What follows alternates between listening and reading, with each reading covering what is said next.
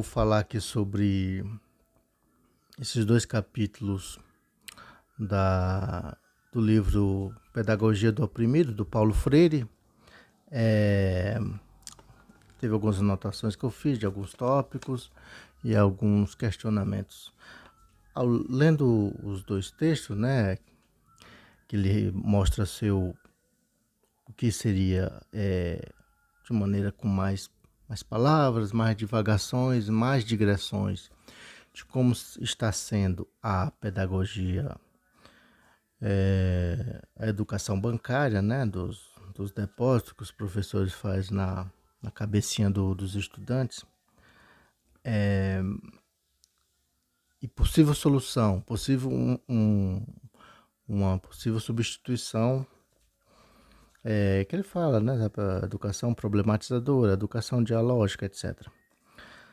Bem, eu fiquei me perguntando, uma das coisas que eu anotei lendo o texto, né, essas duas partes esses dois tópicos, né, o que faz alguém questionar algo? Será que o que faz alguém questionar algo está relacionado a meramente dialogar? Não, estou dialogando sobre isto, então vamos questionar sobre isso. Será que é só uma questão, uma ordem do tipo intelectiva? Fiquei me questionando sobre isso. Tem um momento que ele do livro que ele chama os humanistas, né? um chamado aos humanistas, né? Ele escreve que o objetivo é chamar a atenção aos verdadeiros humanistas, para o fato de que eles não podem, na busca da libertação, servir-se da concepção bancária da educação. Chamado aos humanistas. E que também não pode essa concepção tornar-se legado da sociedade opressora à sociedade revolucionária. Sociedade opressora ser substituído por uma sociedade revolucionária, né? Estaria aí uma perspectiva marxista, será? Né?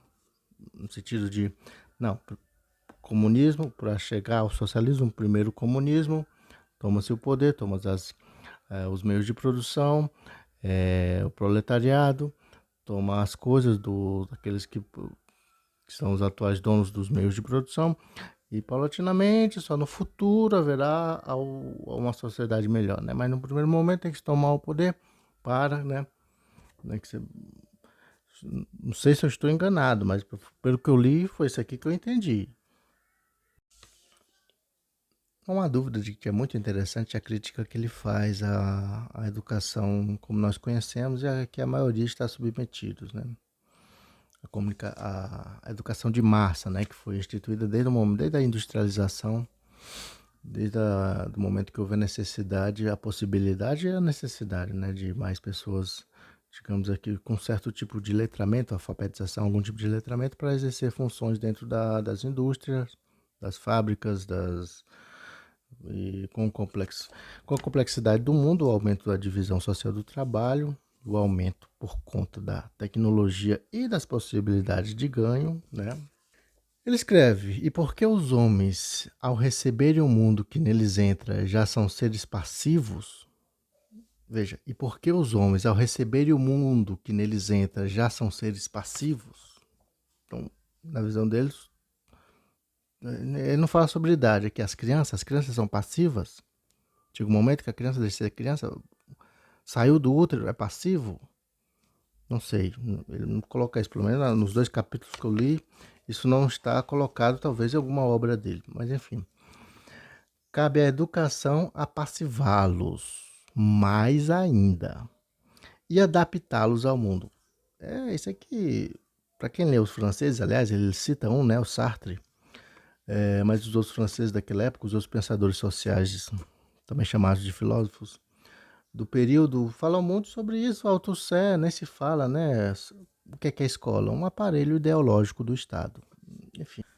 Chega um momento do vídeo que ele faz uma divagação de como seria o professor ideal, o educador ideal. Qual seria o educador ideal do Paulo Freire? Na medida que o educador apresenta aos educandos como objeto de sua admiração o conteúdo, qualquer que ele seja, do estudo a ser feito, readmira a admiração que antes faz, na admiração que faz os educandos. Seria colocar a sua pesquisa, né, o seu estudo à prova com os estudantes, seria isso. Foi mais ou menos o que eu entendi, né? Sobre professores, né, de como professores deveriam se comportar, né?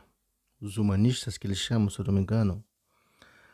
O objeto cognoscível, ou seja, o objeto que pode ser conhecido, né? O objeto cognoscível de que o educador bancário se apropria deixa de ser, para ele, uma propriedade sua, ou seja, ele coloca que o educador bancário tem no conhecimento dele, uma propriedade. Enfim. Para ser a incidência da reflexão sua e dos educandos, ou seja, para que o conhecimento seja construído coletivamente, né? É um idealismo assim que, meu Deus. Será que algum professor, eu coloco, será que algum professor estaria disposto a colocar sua autoridade no assunto em jogo, assim, colocar para jogo em sala de aula, será? Né? Ele conhece bem os professores como são, como a maioria das pessoas são, né? O mínimo de coisa que a pessoa pudesse apoiar para ter uma segurança sobre a sua vida e sobre a profissão nem se fala, a pessoa vai se agarrar a isso a ferro e fogo, né? É só ter um pouco de entendimento psicológico, né? Enfim, é uma proposta que parte do princípio que professores, a maioria das pessoas simples e no nosso país muito mal remunerada, né? Tem grande autoconfiança. Eu digo isso porque eu já conheci professores das mais diversas origens, das mais diversas situações e modalidades de assuntos, de modalidade da educação, seja básica, de jovens e adultos, superior, pós-graduação, etc. Seja na educação formal, na educação informal.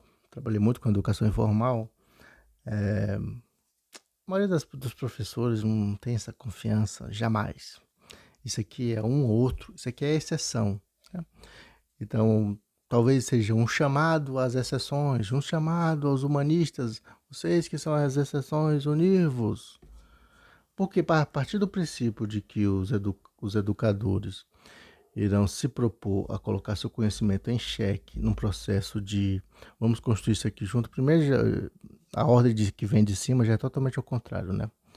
O conhecimento tem que ser passado, tem que ter avaliação para ver se a questão do desempenho está razoável em alguns sistemas de ensino, né? Todo sistema de ensino também tem nem sequer esse tipo de exigência, né? Mas enfim, então, beira a ingenuidade, né? Beira a ingenuidade o que o cidadão está propondo. Talvez na época dele isso fosse muito radical, se fosse revolucionário, realmente. Não duvido nada que naquele período de repressão.